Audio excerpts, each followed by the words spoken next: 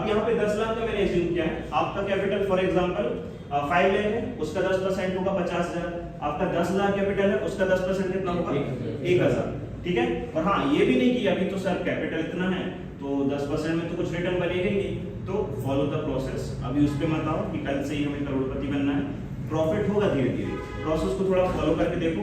सभी लोग वही चीजें कर रहे हैं, कल से ही ट्रेड लेना स्टार्ट कर दिया, तुरंत का तुरंत रिटर्न चाहिए, सबके वही हालत है। कोई एक भी नहीं बोलेगा यहाँ से कि मैं प्रॉफिट में हूँ, मुझे बहुत कुछ आता है, होता तो हम सब यहाँ नहीं होते।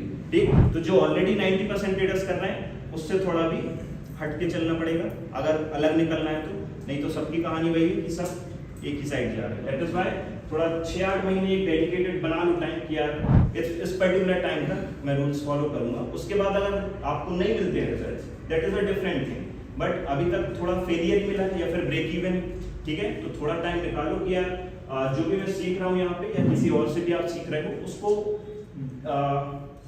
पेशेंस के साथ और डिसिप्लिन के साथ थोड़ा इंप्लीमेंट करके एक्चुअल में देखना कि वो चीजें काम आपके लिए कर रही हैं फिर नहीं।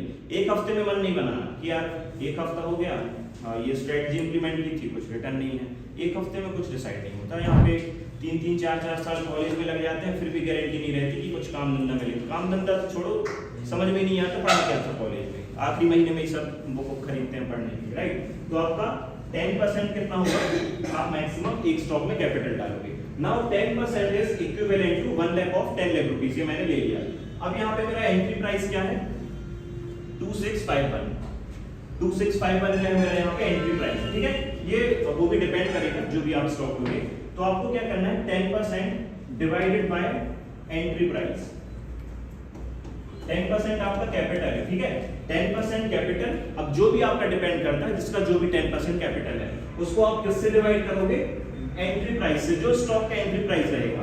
इससे आपका क्या निकल के आ जाएगा, क्वांटिटीज, कि आपको कितनी क्वांटिटीज बाय करनी है, ठीक है।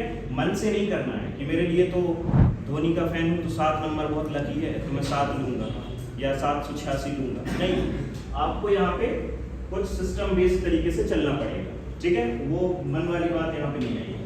यहाँ पे 10% capital divided by entry price. तो अब मेरा 10% कैपिटल है 1 लाख, अब 1 लाख को आप डिवाइड करो विद 2651, कितना है, निकालो कैलकुलेटर, फोन में निकालो,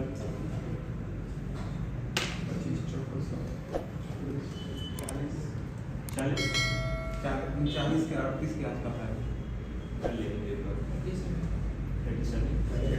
37 यहाँ पे क्या रहेंगी मेरी क्वांटिटीज, कि भाई 37 में क्या करने वाला हूँ, यहाँ पे क्वांटिटीज को बाय करने वाला हूँ, ठीक है।